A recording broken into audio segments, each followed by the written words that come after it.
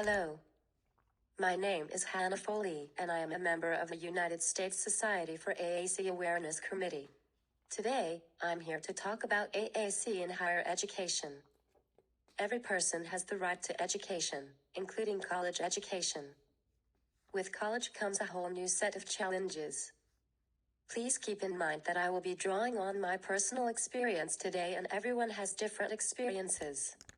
As a college freshman, I had the same excitement as any other freshman would moving away from home. I was thrilled to meet new friends, socialize outside of the academic arena, decorate my dorm room, and enjoy all the goodies in the cafeteria. I was raised to not limit my opportunities in life and was encouraged to challenge myself in every way.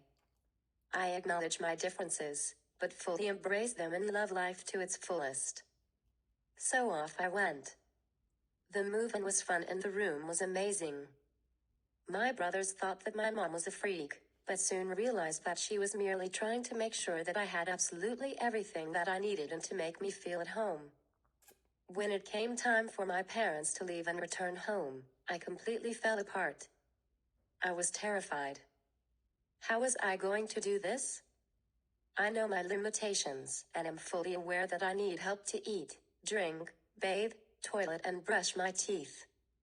I was very upset and could not stop the tears. We had planned and thought of everything. I knew my family was not too far and I had a few friends that I could rely on if needed in Champaign. The intellectual me knew I could do it, but it was so scary that the time was truly here, in my face.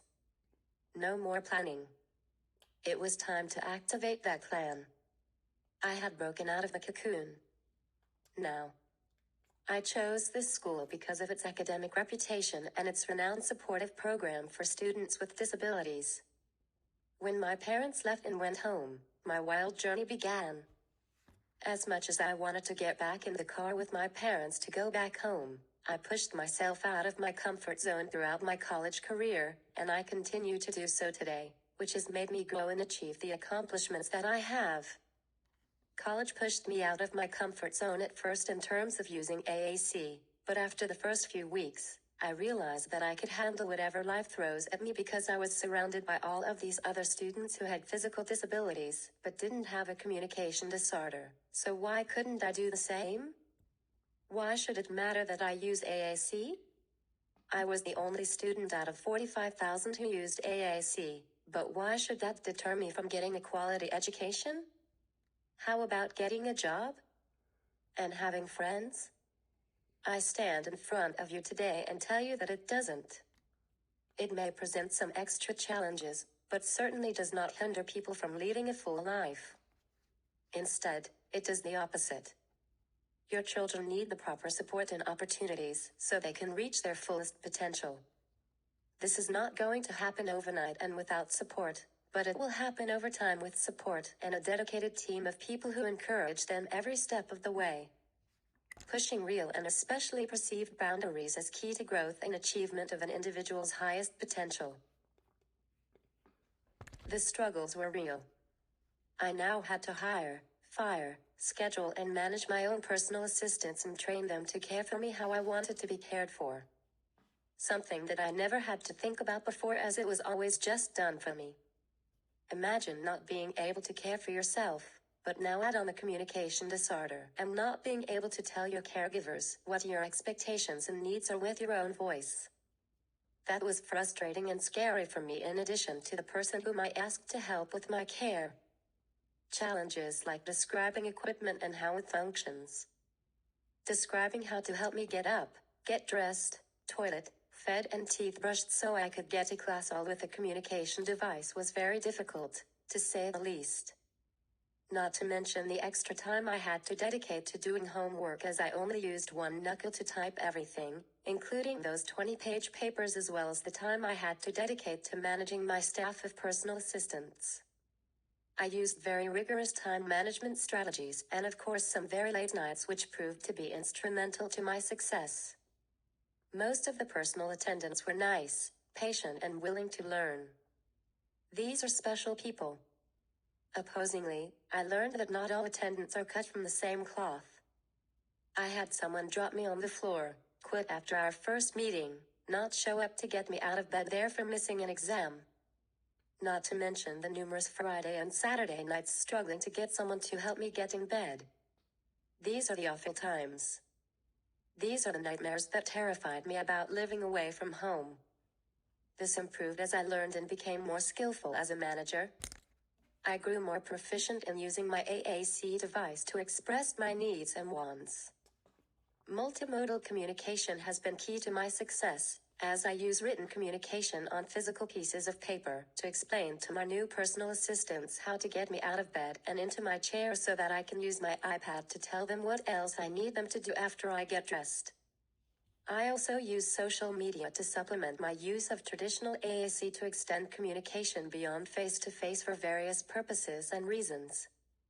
For those who use AAC, social media removes access barriers to social situations and interactions as there is not the pressure to compose messages in the shortest possible amount of time, particularly with new and unfamiliar communication partners. Of course, there becomes a time when social media is inappropriate and insufficient for more serious, personal, and professional matters. Additionally, it is not possible to only communicate via social media when the person who is there to help you with your activities of daily living is immediately in front of you.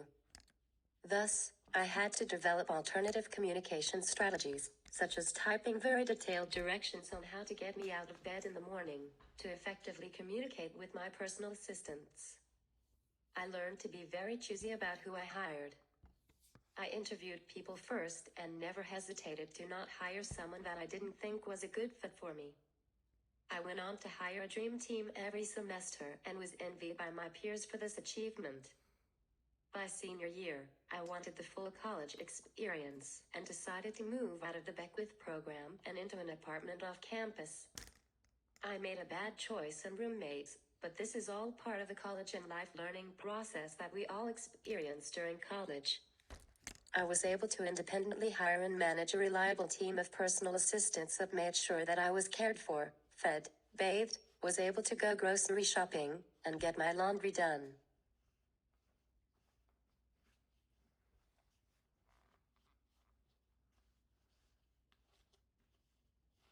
As a person who uses AAC and has achieved all that I have thus far, I know all too well that there is much more that goes on behind the scenes than what is visible to the general public. There are certainly many celebrations and highs, but there are also several lows and challenges that individuals with complex communication needs face throughout their journey of life. It is the challenges and triumphs combined that propel the growing process of those who use AAC. Individuals who use AAC need to experience challenges so that they develop the skills necessary to navigate the real world, because the reality is that we live in a big world and they are going to face challenges and need to know how to manage those challenges. Creativity, dedication, drive, high yet realistic expectations, collaboration among members of support teams, stretching boundaries of comfort, and finding and having people and at least one mentor who sees you for who you truly are and challenges you while being there to support you are the essential ingredients of uncovering the ability and disability. Disability is a social construct as the deficits that are readily visible are often the only thing that people see when simply looking at individuals with disabilities. Don't people with disabilities also have abilities? They need people who are patient, understanding, and authentic to see past the disability to help uncover their abilities. As Robert M. Hensel once said, there is no greater disability in society than the inability to see a person as more.